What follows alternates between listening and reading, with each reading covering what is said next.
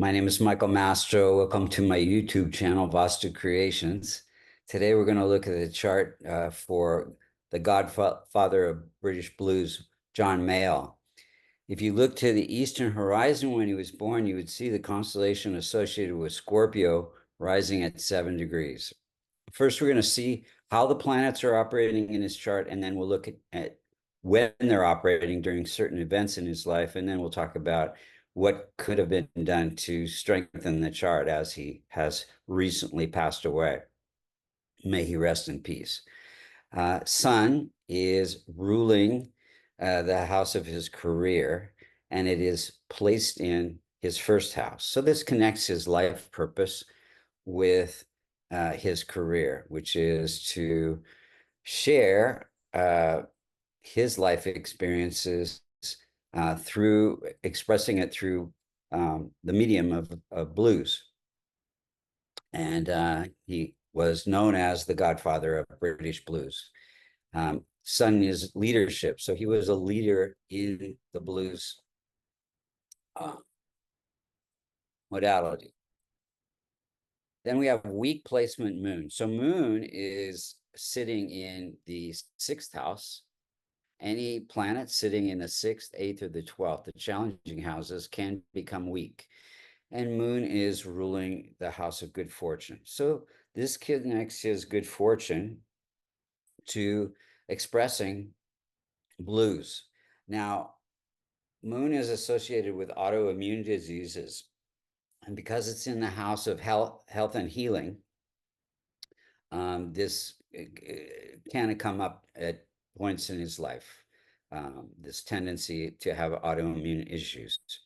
Then we have challenging Mars. Mars is ruling that house of health and healing, and it is affecting inflammation in the bronchial tube. It is sitting in the 2nd house, which has to do with bronchitis. And so he had pneumonia, COVID, and several other inflammation in that area of the body. Then we have weak placement Mercury. Mercury is ruling the house of income, and through taking on different roles. Mercury is sitting in the house of separation, the 12th house. So he separates from who he is to be a father. I think he had 6 kids and a husband, and then also this mega Godfather of Blues. Now, blues is said to be a healing for many people, just to connect that with the other things that we talked about with Mars.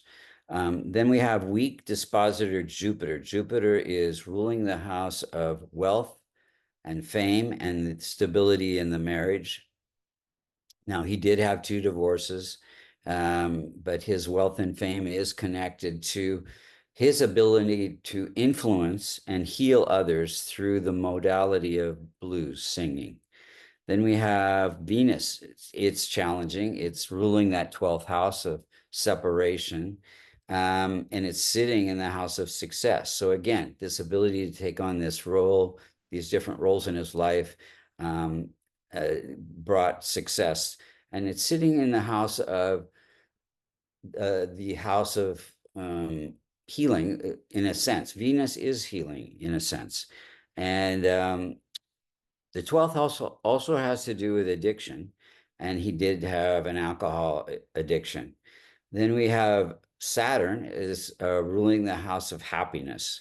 It is placed in the house of success. So his happiness is connected to being successful in the healing arts and the performing arts, which is associated with the 3rd house. Then challenging Rahu and Ketu. Rahu gives desire, and it's sitting in the house of success. So he has desire to be successful in the performing arts. And then Ketu is sitting in the house of good fortune. So it gives insights and on how to have good fortune. But basically, they're always balancing something in a chart opposite each other. And in this case, it's balancing material success with spiritual success. Now let's go through the timing of events. In '66, he came out with his first album called The Blues Breakers, or the band was called The Blues Breakers, during a Mercury period, bringing income, Mercury ruling the house of income. And then in '69, he got a gold record during a Sun period, Sun boosting his career, ruling the house of career.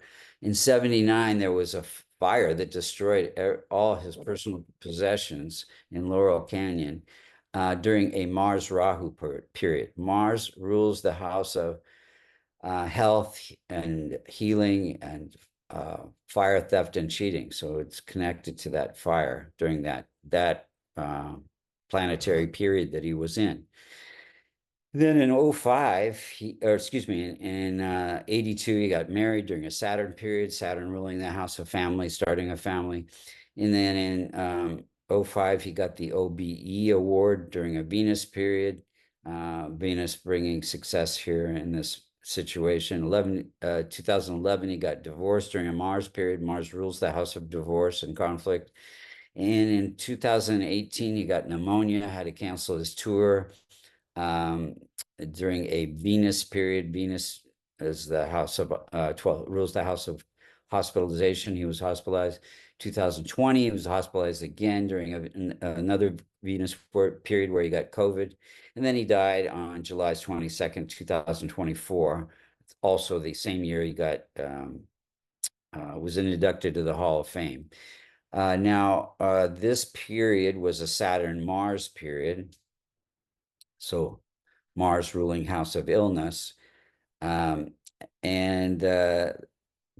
you look at the transit chart on the left, you see the outer circles where the planets were when he died, and the inner circles where planets were when he was born. So you can see that transit Venus was afflicting natal Saturn. Saturn is an indicator for longevity. And Venus has to do with that 12th house again, which is end of life. And then transit Rahu is afflicting transit Venus. So Rahu bringing unexpected events, and Venus, again, the house of longevity, 12th house of longevity and hospitalization. So very interesting chart. Just to talk about what the remedies are, he did do a lot of charity work, which was transforming Rahu, Ketu, Venus, and Mars. The rest of his planets, the benefic planets, could be strengthened with a kavash, which is a silver locket containing the Devata yantras and mantras to strengthen his benefic planets.